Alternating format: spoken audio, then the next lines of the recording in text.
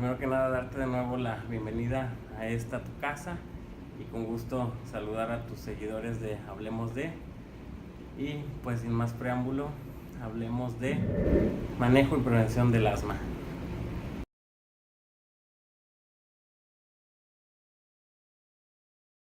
Por mencionar algunos datos interesantes, se calcula que el asma afecta a 300 millones de personas en todo el mundo.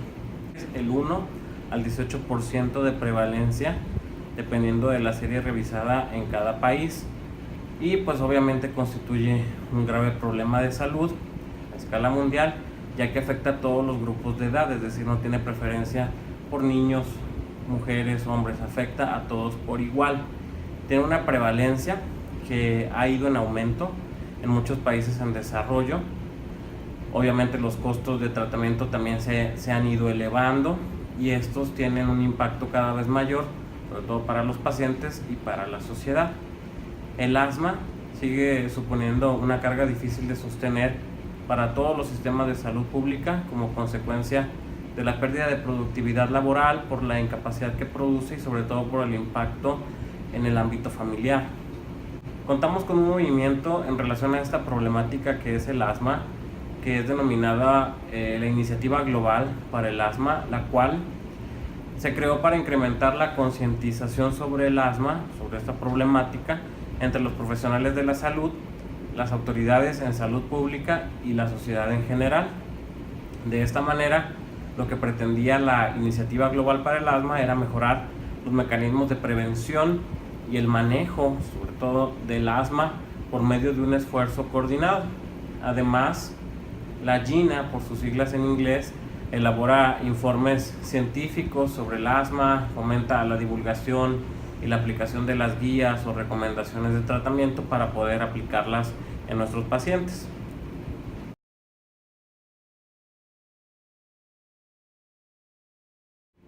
Empecemos con la definición.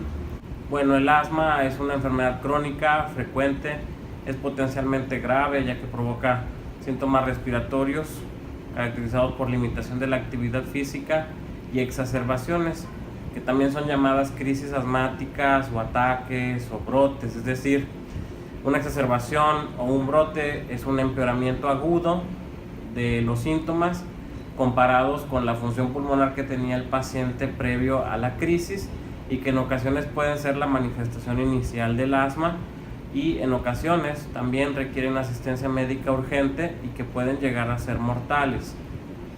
Las características principales que definen al asma son tener antecedentes de síntomas respiratorios como sibilancias, o que lo refieren los pacientes como pillidos en el pecho, dificultad para respirar, opresión torácica, tos, y estos son variables en el tiempo y en intensidad. Y la segunda característica del asma es que hay limitación variable en el flujo del aire, es decir, hay dificultad para expulsar el aire de los pulmones debido a que hay una broncoconstricción o estrechamiento de las vías respiratorias por un engrosamiento, por la misma inflamación crónica que tienen las vías aéreas o por la participación de la producción aumentada de moco en el árbol traqueobronquial.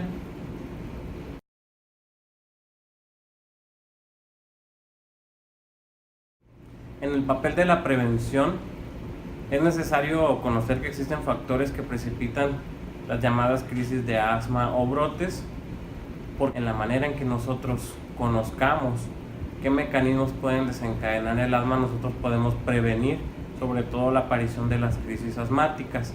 Dentro de los factores que se mencionan que pueden desencadenar o agravar los síntomas asmáticos son las infecciones virales, algunos alergenos domésticos o laborales, como por ejemplo los ácaros del polvo, el polen de los árboles, las cucarachas, exposiciones como la exposición al humo del tabaco, al humo de leña, ejercicio y el estrés llegan a ser factores precipitantes de una crisis de asma.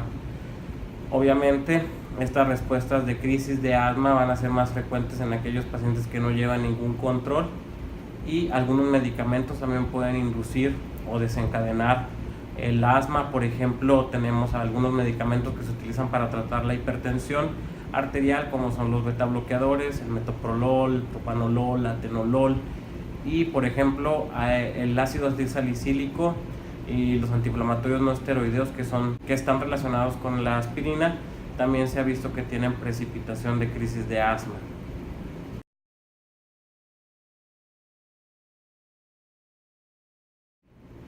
El diagnóstico va a estar basado principalmente en dos criterios básicos, los cuales son los síntomas, que deben de reunir ciertas características para ser tomados como criterio, y en segundo lugar la limitación del aire, que debe ser evidenciada objetivamente.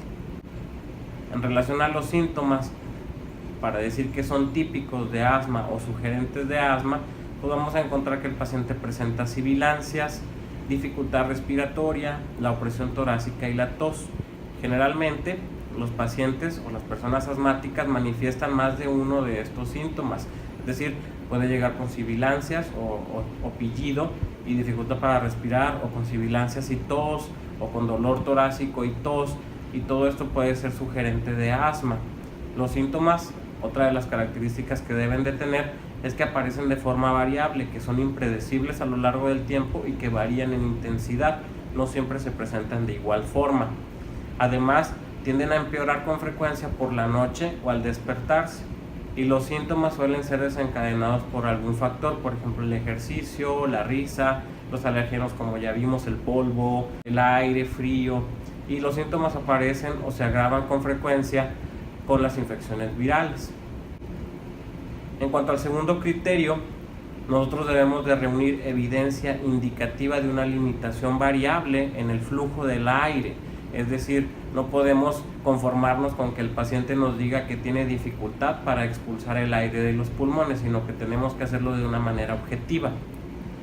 En este punto entra el papel principal de la espirometría, que es un estudio que nos va a dar ciertos índices como mediciones de los volúmenes y las capacidades pulmonares, a través de las cuales nosotros hacemos un análisis de los índices que nos arroja el espirómetro, y de esa manera podemos hacer un diagnóstico. En este contexto tenemos al volumen expiratorio forzado en el primer segundo y a la capacidad vital forzada, que tienen una relación muy estrecha. Por ejemplo, el cociente del volumen expiratorio forzado en el primer segundo sobre la capacidad vital forzada nos da un índice que normalmente debe ser mayor a 0.75 a 0.80 en los adultos.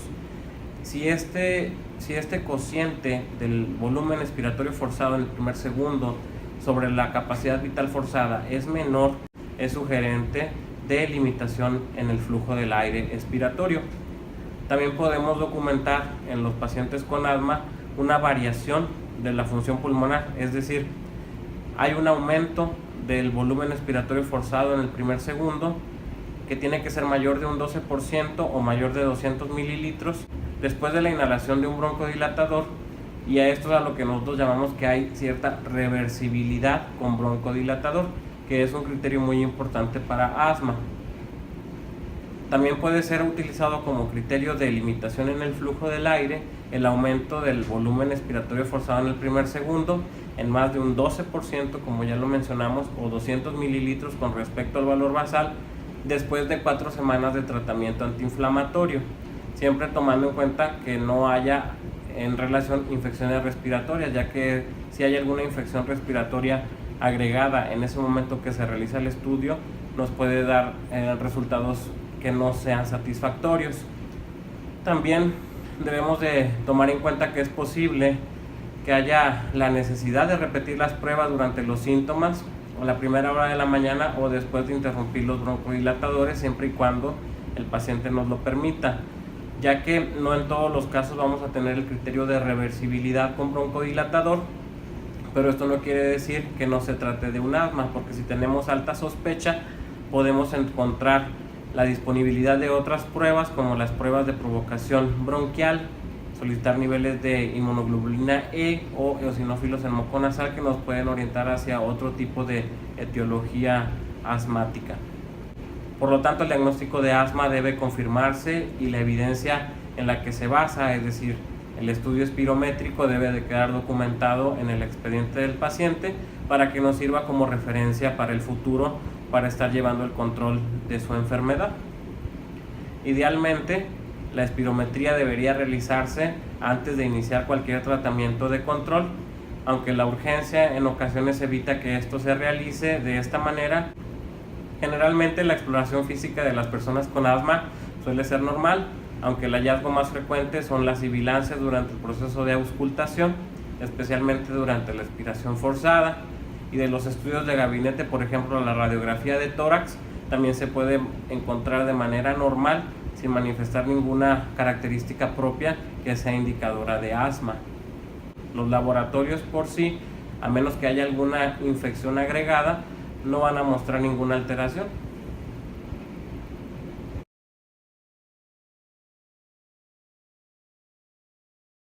Durante el proceso de control del paciente tenemos que hacer una evaluación. Se entiende por control del asma el grado o la medida en que los efectos del asma se observan en el paciente o en la medida que han sido reducidos o eliminados, de tal manera que el control del asma va a estar dado por dos situaciones principales: por la evaluación del control de los síntomas y por la evaluación de los factores de riesgo de desarrollar crisis asmática.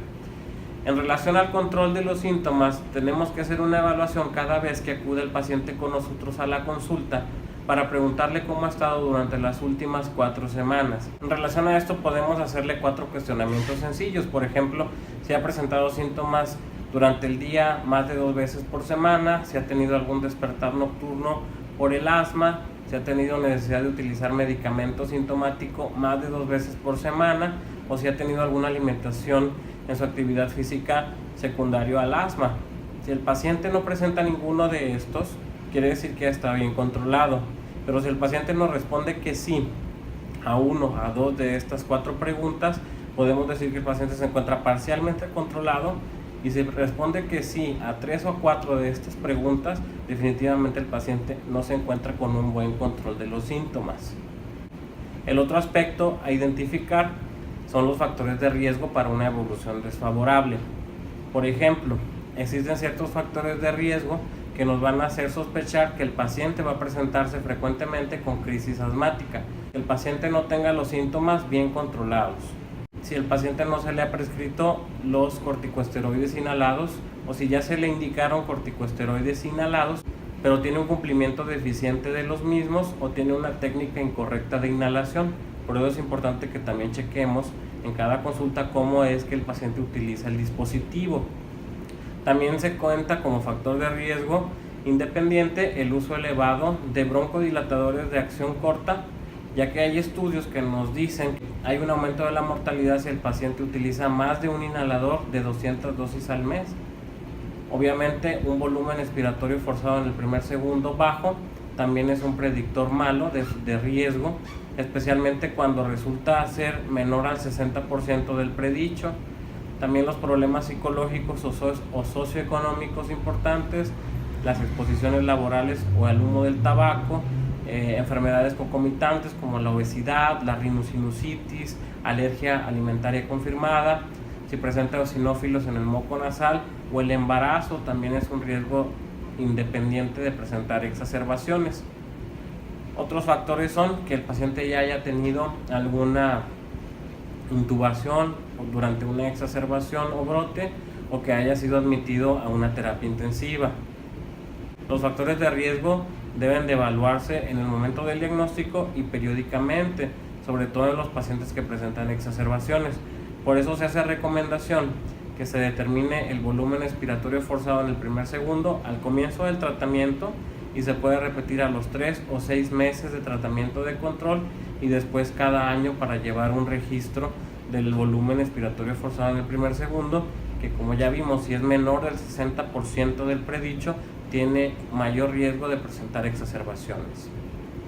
Obviamente, las exacerbaciones representan un fracaso de la atención del asma crónica y pues nos hablan de un mal control. Además de esto, pues nos brindan la posibilidad de volver a revisar el manejo del paciente y estar asegurando que el paciente se esté tomando sus medicamentos y hacer los ajustes necesarios.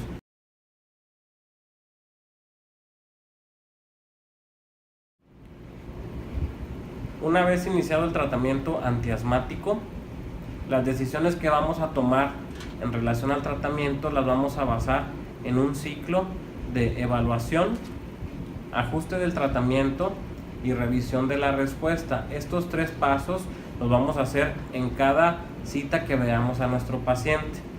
Los tratamientos de elección en cada paso deberán ser individualizados, ya que vamos a tomar en cuenta qué tan controlados están los pacientes con sus síntomas y qué tantos factores de riesgo tiene ese paciente en particular.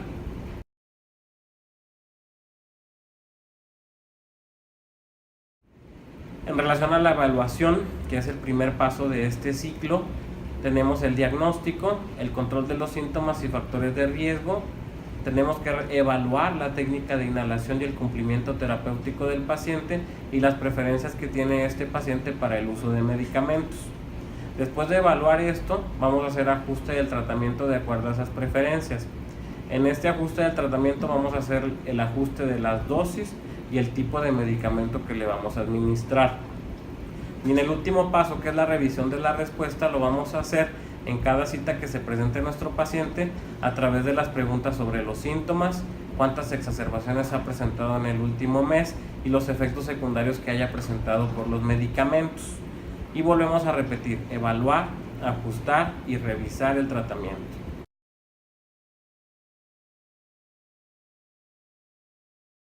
En relación al paso 1 que nos comenta la Iniciativa Global por el Asma, nos recomienda que se utilicen los broncodilatadores de corta duración según las necesidades sin medicación de control. Es decir, este tipo de medicamentos va a estar indicado solo o por sí solo cuando los síntomas son ocasionales, es decir, que no hay despertares nocturnos, que no se han producido exacerbaciones en el último año y que el volumen expiratorio forzado es normal. Aquí también podemos iniciar los corticosteroides inhalados en dosis bajas, que también se ha visto que pueden llegar a prevenir exacerbaciones en aquellos pacientes que tienen factores de riesgo. En el paso 2, el tratamiento debe ser de forma regular con corticosteroides inhalados en dosis bajas y se le debe de agregar broncodilatadores de acción corta según las necesidades. Otras opciones en el paso 2 que nos brinda la GINA son aquellos broncodilatadores de acción larga, aunque nos menciona que pueden ser menos eficaces que los corticosteroides inhalados. Y nos dice siempre que la combinación de corticosteroides inhalados y broncodilatadores de acción larga produce una mejoría más rápida de los síntomas y una recuperación más rápida del volumen expiratorio forzado en el primer segundo, aunque pues eleva el costo del tratamiento. En el paso 3, donde los síntomas son un poquito más persistentes, obligatoriamente tenemos que dar la combinación de broncodilatadores de acción larga con corticosteroides inhalados, todavía en dosis bajas como tratamiento de mantenimiento, y podemos utilizar como tratamiento de rescate aquellos broncodilatadores de acción corta en aquellos pacientes que hayan tenido más de una exacerbación en el último año y que tengan una estrategia de mantenimiento y de rescate con dosis bajas. En el paso 4, el tratamiento de mantenimiento y de rescate debe ser combinado con corticosteroides inhalados y algún broncodilatador de acción larga o corticosteroides inhalados en dosis intermedias. Aquí se agrega otra opción que nos dan, que es el tiotropio, que se puede adicionar en los casos de los pacientes que tengan más de 12 años y que tengan antecedentes de exacerbaciones frecuentes. O también nos da la otra opción, que en lugar de agregar el tiotropio podemos agregar teofilina de liberación lenta, también en aquellos pacientes mayores de 12 años. O aquí debemos de considerar, si el paciente no ha tenido una respuesta adecuada, hacer la derivación para evaluación y asesoramiento por un especialista. En el paso número 5 estamos ya considerando la derivación para investigación por un especialista y para un tratamiento adicional, ya que los tratamientos convencionales hasta este paso no nos han sido de utilidad. En este caso tenemos los tratamientos más especializados. Se puede considerar el uso de omalizumab, que está dirigido contra la inmunoglobulina E, que sabemos que es la inmunoglobulina responsable de la actividad alérgica, o el mepolizumab, que está dirigido contra la interleucina 5, que como sabemos esta es liberada por los leucocitos en relación a la activación de los eosinófilos en el caso de asma eosinófila grave, siempre y cuando el paciente tenga más de 12 años de edad.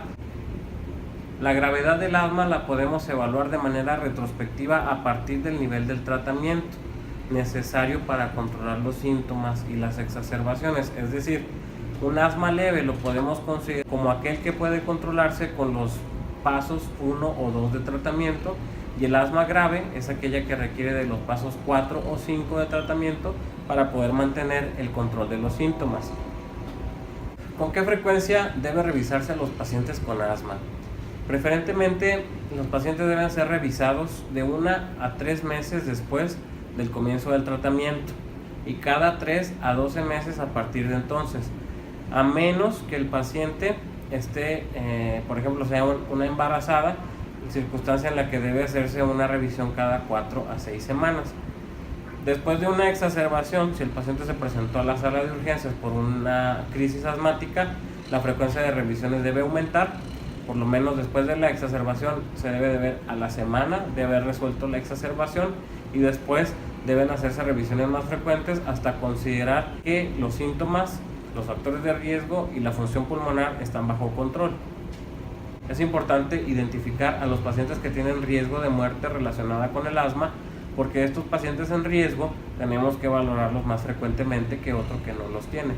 Entre estos se deben de identificar aquellos pacientes que han presentado asmas casi mortales, que han tenido necesidad de intubación y ventilación mecánica, que han tenido una hospitalización o asistencia de urgencia por asma en los últimos 12 meses, que no tienen uso de corticosteroides inhalados en el momento presente o que no tienen muy buen cumplimiento en su tratamiento, o en aquellos que tienen uso presente de corticosteroides orales que tiene relación con gravedad de los episodios recientes, o que tienen un uso excesivo de broncodilatadores de acción corta. Debemos recordar que el asma es una enfermedad variable y que requiere ajustes frecuentes del tratamiento. En relación a los medicamentos para el tratamiento del asma, los podemos dividir en dos grandes grupos: los medicamentos considerados como de control y aquellos medicamentos que consideramos sintomáticos. En los medicamentos de control tenemos como base fundamental a los corticosteroides inhalados. De estos, por ejemplo, tenemos a la beclometasona, a la budesonida, a la ciclesonida, al propionato de fluticasona, al furoato de fluticasona, a la mometasona y a la triamcinolona. Estos corticosteroides son considerados los antiinflamatorios más eficaces para el tratamiento del asma, ya que los corticosteroides reducen los síntomas, mejoran la función pulmonar, mejoran la calidad de vida y reducen el riesgo de exacerbaciones, como ya vimos. También se ha visto que los pacientes que utilizan corticosteroides inhalados tienen menos hospitalizaciones o muerte relacionada con el asma, ¿verdad? La mayoría de los efectos adversos que pueden llegar a presentarse son relacionados a los efectos secundarios locales, como pueden ser candidiasis, bucofaringia o odinofagia. También tenemos a los modificadores de los leucotrienos. En este grupo, por mencionar algún ejemplo, tenemos al montelukast, pranlukast. Estos tienen su mecanismo de acción principalmente sobre una de las vías inflamatorias en el asma, aunque tienen menos eficacia que los corticosteroides inhalados. También se encuentran las cromonas, como el cromoglicato y el nedocromilo, que tienen una utilidad muy limitada en el tratamiento del asma, porque se ha visto que el efecto también es mínimo en relación a la inflamación. Los anticolinérgicos de acción prolongada, por ejemplo el tiotropio, que nos lo dan como opción adicional en el paso 4 o 5 si recordamos el tratamiento, y de preferencia sea administrado mediante aerosol de niebla, es decir, un dispositivo Respimat para pacientes siempre y cuando sean mayores de 12 años. Y sabemos que los efectos secundarios, aunque son infrecuentes, pues llegan a ser efectos colinérgicos, como es la sequedad de boca. En cuanto a los medicamentos anti-IgE, como el omalizumab, es una opción adicional. El anti-interleucina 5, que es el mepolizumab, también es otra opción en aquellos pacientes con asma eosinofílica grave. Y también tenemos a los corticosteroides sistémicos como prednisolona, prednisona, metilprednisolona e hidrocortisona, que se utilizan de preferencia por tratamientos breves, generalmente en las crisis asmáticas, por los efectos secundarios sistémicos que llegan a tener. De los medicamentos sintomáticos, los principales que tenemos son los broncodilatadores agonistas beta 2 de acción corta, entre los que podemos mencionar al salbutamol y a la terbutalina, que sabemos que son los medicamentos inhalados de elección para el alivio rápido de los síntomas y de la broncoconstricción, sobre todo en exacerbaciones agudas. Solo deben de utilizarse a demanda y la frecuencia mínima necesaria. Y otro de los medicamentos sintomáticos son los anticolinérgicos de acción corta, en los que tenemos el ipratropio, el oxitropio, en donde también el uso debe ser limitado, ¿verdad?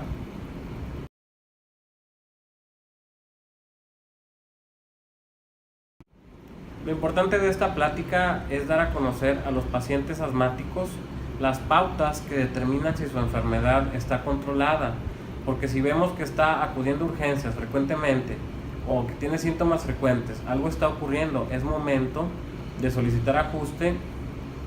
Obviamente todo esto va a ir guiado por su médico especialista.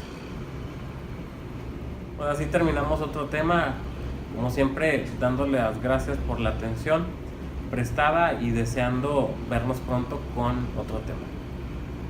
Gracias.